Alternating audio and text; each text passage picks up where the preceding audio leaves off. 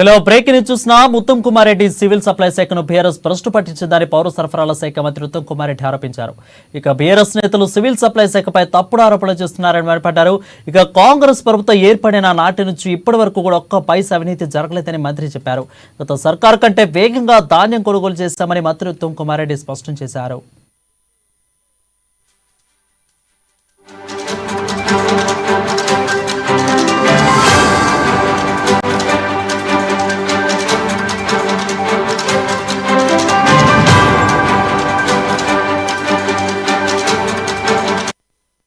Breaking news చూస్తున్నాం. Civil supply శాఖను BRS భ్రష్టు పట్టించిందని పౌర సరఫరాల శాఖ మంత్రి ఉత్తమ్ కుమార్ రెడ్డి ఆరోపించారు.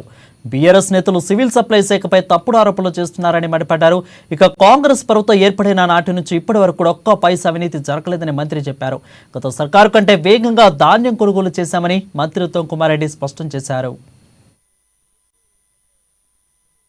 గత 3-4 రోజుల నుంచి వారం రోజుల నుంచి బీఆర్ఎస్ బీజేపీ కూడబలుక్కుని కలిసి మా ప్రభుత్వం సివిల్ సప్లై శాఖపై అనేక అంశాలపై పూర్తిగా అవాస్తవాలు, అబద్ధాలు, అసత్యాలు, అసలు కల్పిత విషయాలతో విమర్శించే ప్రయత్నం చేస్తున్నారు. 100% ఇవన్నీ అబద్ధాలే, అంటే ఒక నయా పైసా కూడా ఇలా నిజం లేదు.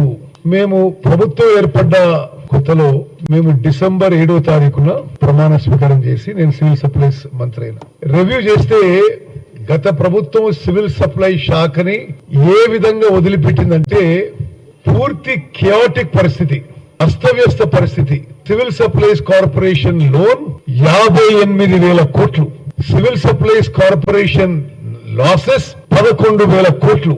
సివిల్ సప్లైస్ కార్పొరేషన్ దగ్గర నుంచి రైస్ మిల్లర్ల దగ్గర ధాన్యము without security, without bank guarantee, any provision 20,000 కోట్ల ధాన్యం వదిలిపెట్టిపోయారు. ఆ స్థితిలో సివిల్ సప్లై శాఖ, సివిల్ సప్లైస్ కార్పొరేషన్ మాకు అప్పచెప్పి గత 6 నెలలుగా పరిస్థితిని చక్కదిద్దడానికి అన్ని విధాలుగా రైతులకి, కన్స్యూమర్స్ కి మేలు చేసే ప్రయత్నం చేస్తుంటే పూర్తిగా అబద్ధపు మాటలతో, అసత్యాలతో మమ్మల్ని ప్రజల్లో బదనాం చేసే ప్రయత్నం చేస్తున్నారు. అవన్నీ అబద్ధాలు, అవి తీవ్రంగా ఖండిస్తున్నాం. కొన్ని విషయాలు మీకు చెప్పాలి. ఇప్పుడు జరుగుతున్న ధాన్యం కొనుగోలు విషయంలో గత ప్రభుత్వం కంటే మేము ముందు మొదలు పెట్టినాం, ఎక్కువ కేంద్రాలు ఓపెన్ చేసినాం, ఎక్కువ కొనుగోలు చేసినాం. రాష్ట్ర వ్యాప్తంగా 4-5 రోజుల్లో రైతులకి పైసలు అందే విధంగా చేసినాం. మొన్న కేబినెట్ లో ముఖ్యమంత్రి రేవంత్ రెడ్డి గారి నాయకత్వంలో ఒక విప్లవాత్మక స్టెప్ తీసుకొని ధాన్యం తడిచిన ధాన్యాన్ని, దెబ్బతిన్న ధాన్యాన్ని ఎంఎస్పి ధరకి కొనుగోలు చేస్తాం.